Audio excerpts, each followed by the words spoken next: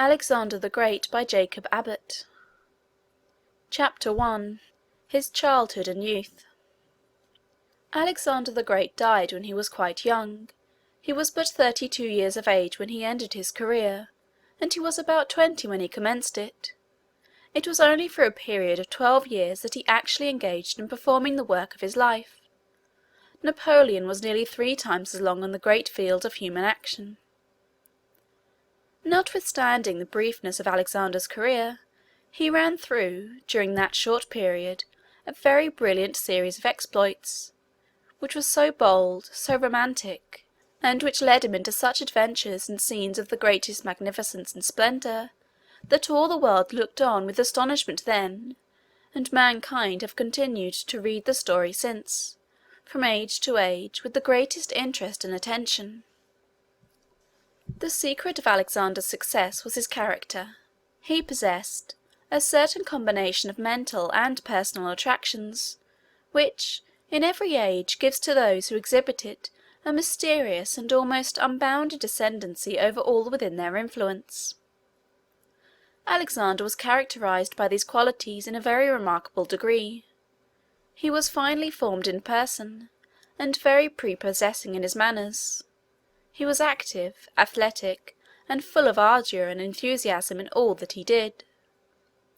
At the same time he was calm, collected, and considerate in emergencies requiring caution, and thoughtful and far-seeing in respect to the bearings and consequences of his acts. He formed strong attachments, was grateful for kindness shown to him, considerate in respect to the feelings of all who were connected with him in any way, faithful to his friends, and generous towards his foes. In a word, he had a noble character, though he devoted its energies unfortunately to conquest and war. He lived, in fact, in an age when great personal and mental powers had scarcely any other field for their exercise than this. He entered upon his career with great ardour, and the position in which he was placed gave him the opportunity to act in it with prodigious effect. There were several circumstances combined, in the situation in which Alexander was placed, to afford him a great opportunity for the exercise of his vast powers. His native country was on the confines of Europe and Asia. Now Europe and Asia were, in those days as now, marked and distinguished by 2 vast masses of social and civilized life, widely dissimilar from each other. The Asiatic side was occupied by the Persians, the Medes, and the Assyrians; the European side by the Greeks and Romans. They were separated from each other by the waters of the Hellespont, the Aegean Sea, and the Mediterranean, as will be seen by the map. These waters constituted a sort of natural barrier, which kept the 2 races apart. The races formed, accordingly, 2 vast organizations, distinct and widely different from each other, and of course rivals and enemies. It is hard to say whether the Asiatic or European civilization was the highest. The 2 were so different that it is difficult to compare them. On the Asiatic side there was wealth, luxury, and splendour. On the European, energy, genius, and force. On the one hand were vast cities, splendid palaces, and gardens which were the wonder of the world; on the other, strong citadels, military roads and bridges, and compact and well-defended towns. The Persians had enormous armies, perfectly provided for, with beautiful tents, horses elegantly caparisoned, arms and munitions of war of the finest workmanship, and officers magnificently dressed and accustomed to a life of luxury and splendour. The Greeks and Romans, on the other hand, prided themselves on their compact bodies of troop, inured to hardship and thoroughly disciplined. Their officers gloried not in luxury and parade, but in the courage, the steadiness, and implicit obedience of their troops, and in their own science, skill, and powers of military calculation.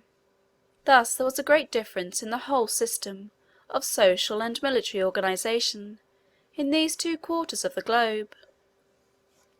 Now Alexander was born the heir to the throne of one of the Grecian kingdoms. He possessed, in a very remarkable degree, the energy and enterprise and military skill so characteristic of the Greeks and Romans.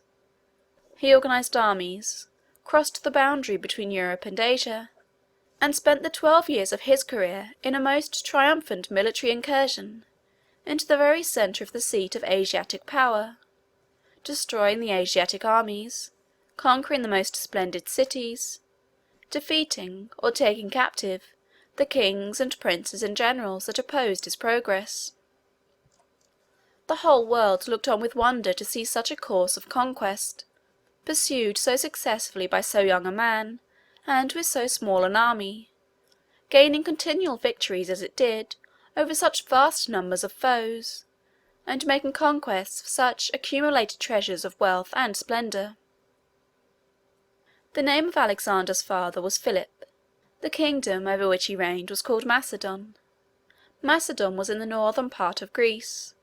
It was a kingdom about twice as large as the state of Massachusetts, and 1/3 as large as the state of New York. The name of Alexander's mother was Olympias. She was the daughter of the king of Epirus, which was a kingdom somewhat smaller than Macedon, and lying westward of it. Both Macedon and Epirus will be found upon the map at the commencement of this volume. Olympias was a woman of very strong and determined character. Alexander seemed to inherit her energy, though in his case it was combined with other qualities of a more attractive character, which his mother did not possess. He was, of course, as the young prince, a very important personage in his father's court. Everyone knew that at his father's death he would become king of Macedon, and he was consequently the object of a great deal of care and attention. As he gradually advanced in the years of his boyhood, it was observed by all who knew him that he was endued with extraordinary qualities of mind and of character, which seemed to indicate, at a very early age, his future greatness. Although he was a prince, he was not brought up in habits of luxury and effeminacy. This would have been contrary to all the ideas which were entertained by the Greeks in those days. They had then no firearms, so that in battle the combatants could not stand quietly, as they can now, at a distance from the enemy, coolly discharging musketry or cannon. In ancient battles the soldiers rushed toward each other, and fought hand to hand in close combat, with swords or spears or other weapons requiring great personal strength, so that headlong bravery and muscular force were the qualities which generally carried the day. The duties of officers, too, on the field of battle, were very different then from what they are now. An officer now must be calm, collected, and quiet. His business is to plan, to calculate, to direct, and arrange. He has to do this sometimes, it is true, in circumstances of the most imminent danger, so that he must be a man of great self-possession and of undaunted courage. But there is very little occasion for him to exert any great physical force. In ancient times, however, the great business of the officers, certainly in all the subordinate grades, was to lead on the men, and set them an example by performing themselves deeds in which their own great personal prowess was displayed. Of course, it was considered extremely important that the child destined to be a general should become robust and powerful in constitution from his earliest years, and that he should be inured to hardship and fatigue. In the early part of Alexander's life, this was the main object of attention. The name of the nurse who had charge of our hero in his infancy was Lanace. She did all in her power to give strength and hardihood to his constitution, while at the same time she treated him with kindness and gentleness. Alexander acquired a strong affection for her, and he treated her with great consideration as long as he lived. He had a governor also in his early years, named Leonatus, who had the general charge of his education. As soon as he was old enough to learn, they appointed him a preceptor also, to teach him such branches as were generally taught to young princes in those days. The name of this preceptor was Lysimachus. They had no printed books, but there were a few writings on parchment rolls which young scholars were taught to read. Some of these writings were treatises on philosophy, others were romantic histories, narrating the exploits of the heroes of those days, of course with much exaggeration and embellishment. There were also some poems, still more romantic than the histories, though generally on the same themes. The greatest productions of this kind were the writings of Homer, an ancient poet who lived and wrote 400 or 500 years before Alexander's day. The young Alexander was greatly delighted with Homer's tales. These tales are narrations of the exploits and adventures of certain great warriors at the siege of Troy, a siege which lasted 10 years, and they are written with so much beauty and force, they contain such admirable delineations of character, and such graphic and vivid descriptions of romantic adventures, and picturesque and striking scenes, that they have been admired in every age by all who have learned to understand the language in which they are written. Alexander could understand them very easily, as they were written in his mother tongue. He was greatly excited by the narrations themselves, and pleased with the flowing smoothness of the verse in which the tales were told. In the latter part of his course of education, he was placed under the charge of Aristotle, who was one of the most eminent philosophers of ancient times. Aristotle had a beautiful copy of Homer's poems prepared expressly for Alexander, taking great pains to have it transcribed with perfect correctness and in the most elegant manner. Alexander carried this copy with him in all campaigns. Some years afterward, when he was obtaining conquests over the Persians, he took, among the spoils of one of his victories, a very beautiful and costly casket, which King Darius had used for his jewelry or for some other rich treasures. Alexander determined to make use of this box as a depository for his beautiful copy of Homer, and he always carried it with him, thus protected, in all his subsequent campaigns. Alexander was full of energy and spirit, but he was, at the same time, like all who ever become truly great, of a reflective and considerate turn of mind. He was very fond of the studies which Aristotle led him to pursue, although they were of a very abstruse and difficult character. He made great progress in metaphysical philosophy and mathematics, by which means his powers of calculation and his judgment were greatly improved. He early evinced a great degree of ambition. His father Philip was a powerful warrior, and made many conquests in various parts of Greece, though he did not cross into Asia. When news of Philip's victories came into Macedon, all the rest of the court would be filled with rejoicing and delight, but Alexander on such occasions looked thoughtful and disappointed, and complained that his father would conquer every country, and leave him nothing to do. At one time some ambassadors from the Persian court arrived in Macedon when Philip was away. These ambassadors saw Alexander, of course, and had opportunities to converse with him. They expected that he would be interested in hearing about the splendours and pomp and parade of the Persian monarchy. They had stories to tell him about the famous hanging gardens, which were artificially constructed in the most magnificent manner, on arches raised high in the air, and about a vine made of gold, with all sorts of precious stones upon it instead of fruit, which was wrought as an ornament over the throne on which the king of Persia often gave audience; of the splendid palaces and vast cities of the Persians, and the banquets and fetes and magnificent entertainments and celebrations which they used to have there. They found, however, to their surprise, that Alexander was not interested in hearing about any of these things. He would always turn the conversation from them to inquire about the geographical position of the different Persian countries, the various routes leading into the interior, the organization of the Asiatic armies, their system of military tactics, and especially the character and habits of Artaxerxes, the Persian king. The ambassadors were very much surprised at such evidences of maturity of mind, and of far-seeing and reflective powers on the part of the young prince. They could not help comparing him with Artaxerxes. "Alexander," said they, "is great, while our king is only rich." The truth of the judgment which these ambassadors thus formed in respect to the qualities of the young Macedonian, compared with those held in highest estimation on the Asiatic side, was fully confirmed in the subsequent stages of Alexander's career.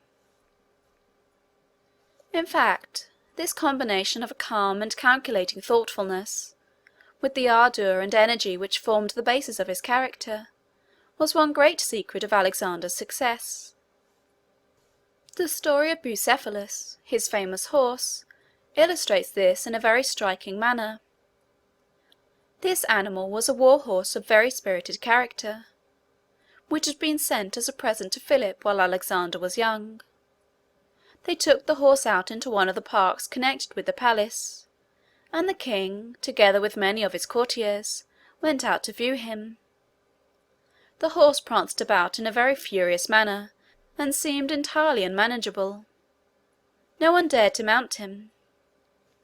Philip, instead of being gratified at the present, was rather disposed to be displeased that they had sent him an animal of so fiery and apparently vicious a nature that nobody dared to attempt to subdue him.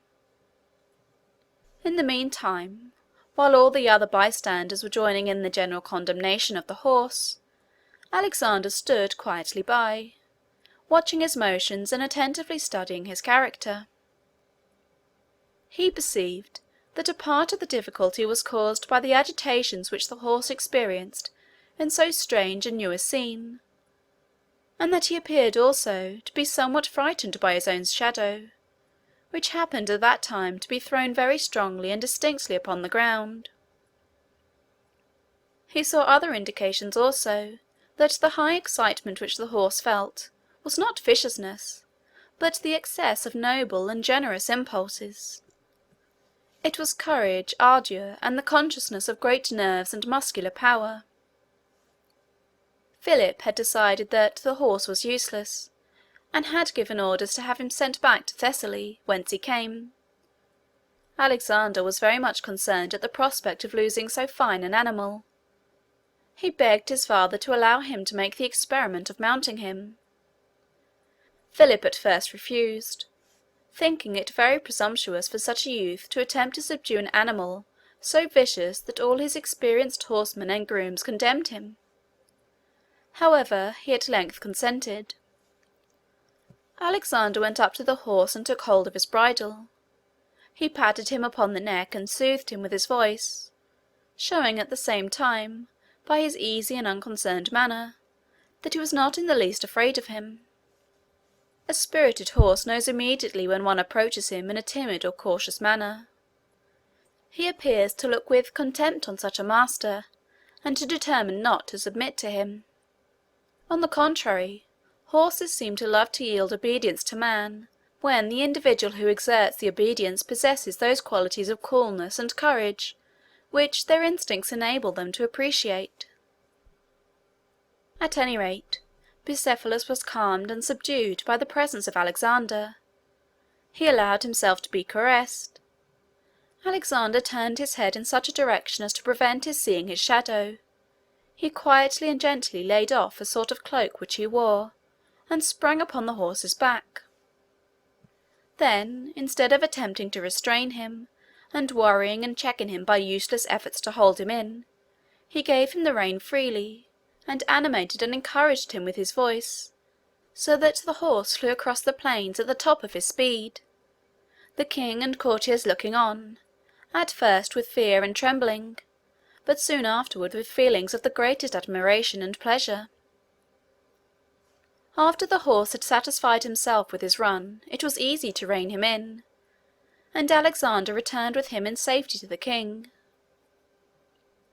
The courtiers overwhelmed him with their praises and congratulations. Philip commended him very highly. He told him that he deserved a larger kingdom than Macedon to govern. Alexander's judgment of the true character of the horse proved to be correct. he became very tractable and docile, yielding a ready submission to his master in everything. He would kneel upon his forelegs at Alexander's command, in order that he might mount more easily. Alexander retained him for a long time, and made him his favourite war-horse. A great many stories are related by the historians of those days of his sagacity and his feats of war. Whenever he was equipped for the field with his military trappings, he seemed to be highly elated with pride and pleasure, and at such times he would not allow anyone but Alexander to mount him. What became of him at last is not certainly known. There are two accounts of his end. One is, that on a certain occasion Alexander got carried too far into the midst of his enemies, on a battlefield, and that, after fighting desperately for some time, Bucephalus made the most extreme exertions to carry him away. He was severely wounded again and again, and though his strength was nearly gone, he would not stop, but pressed forward till he had carried his master away to a place of safety, and that then he hopped down exhausted and died. It may be, however, that he did not actually die at this time, but slowly recovered, for some historians relate that he lived to be 30 years old, which is quite an old age for a horse, and that he then died. Alexander caused him to be buried with great ceremony, and built a small city upon the spot in honour of his memory. The name of this city was Bucephalia. Alexander's character matured rapidly, and he began very early to act the part of a man. When he was only 16 years of age, his father, Philip, made him regent of Macedon, while he was absent on a great military campaign among the other states of Greece. Without doubt Alexander had, in this regency, the counsel and aid of high officers of state of great experience and ability. He acted, however, himself, in this high position, with great energy and with complete success, and, at the same time, with all that modesty of deportment, and that delicate consideration for the officers under him, who, though inferior in rank, were yet his superiors in age and experience, which his position rendered proper, but which few persons so young as he would have manifested in circumstances so well calculated to awaken the feelings of vanity and elation. Afterward, when Alexander was about 18 years old, his father took him with him on a campaign toward the south, during which Philip fought one of his great battles at Chaeronea, in Boeotia.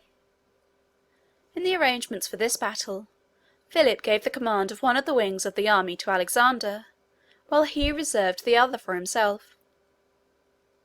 He felt some solicitude in giving his young son so important a charge, but he endeavoured to guard against the danger of an unfortunate result by putting the ablest generals on Alexander's side, while he reserved those on whom he could place less reliance for his own. Thus organized, the army went into battle. Philip soon ceased to feel any solicitude for Alexander's part of the duty. Boy as he was, the young prince acted with the utmost bravery, coolness, and discretion. The wing which he commanded was victorious, and Philip was obliged to urge himself and the officers with him to greater exertions, to avoid being outdone by his son. In the end, Philip was completely victorious, and the result of this great battle was to make his power paramount and supreme over all the states of Greece. Notwithstanding, however, the extraordinary discretion and wisdom which characterized the mind of Alexander in his early years, he was often haughty and headstrong, and in cases where his pride or his resentment was aroused, he was sometimes found very impetuous and uncontrollable. His mother Olympias was of a haughty and imperious temper, and she quarrelled with her husband, King Philip. Or perhaps it ought rather to be said that he quarrelled with her. Each is said to have been unfaithful to the other, and, after a bitter contention, Philip repudiated his wife and married another lady. Among the festivities held on the occasion of this marriage, there was a great banquet, at which Alexander was present, and an incident occurred which strikingly illustrates the impetuosity of his character. One of the guests at this banquet, in saying something complimentary to the new queen, which Alexander considered as in disparagement of the character of his mother and of his own birth, his anger was immediately aroused. He threw the cup from which he had been drinking at the offender's head. Attalus, for this was his name, threw his cup at Alexander in return. The guests at the table where they were sitting rose, and a scene of uproar and confusion ensued. Philip, incensed at such an interruption of the order and harmony of the wedding feast, drew his sword and rushed toward Alexander, but by some accident he stumbled and fell upon the floor. Alexander looked upon his fallen father with contempt and scorn, and exclaimed, "What a fine hero the states of Greece have to lead their armies! A man that cannot get across the floor without tumbling down." He then turned away and left the palace. Immediately afterward he joined his mother Olympias, and went away with her to her native country, Ephesus, where the mother and son remained for a time in a state of open quarrel with the husband and father. In the meantime Philip had been planning a great expedition into Asia. He had arranged the affairs of his own kingdom, and had formed a strong combination among the states of Greece, by which powerful armies had been raised, and he had been designated to command them. His mind was very intently engaged in his vast enterprise. He was in the flower of his years and at the height of his power. His own kingdom was in a very prosperous and thriving condition, and his ascendancy over the other kingdoms and states on the European side had been fully established. He was excited with ambition and full of hope. He was proud of his son Alexander, and was relying upon his efficient aid in his schemes of conquest and aggrandizement. He had married a youthful and beautiful bride, and was surrounded by scenes of festivity, congratulation, and rejoicing. He was looking forward to a very brilliant career, considering all the deeds that he had done, and all the glory which he had acquired, as only the introduction and prelude to the far more distinguished and conspicuous part which he was intending to perform. Alexander, in the meantime, ardent and impetuous, and eager for glory as he was, looked upon the position and prospects of his father with some envy and jealousy. He was impatient to be monarch himself. His taking sides so promptly with his mother in the domestic quarrel was partly owing to the feeling that his father was a hindrance and an obstacle in the way of his own greatness and fame. He felt within himself powers and capacities qualifying him to take his father's place, and reap for himself the harvest of glory and power which seemed to await the Grecian armies in the coming campaign. While his father lived, however, he could be only a prince, influential, accomplished, and popular, it is true, but still without any substantial and independent power. He was restless and uneasy at the thought that, as his father was in the prime and vigour of manhood, many long years must elapse before he could emerge from this confined and subordinate condition. His restlessness and uneasiness were, however, suddenly ended by a very extraordinary occurrence, which called him, with scarcely an hour's notice, to take his father's place upon the throne. Chapter 2.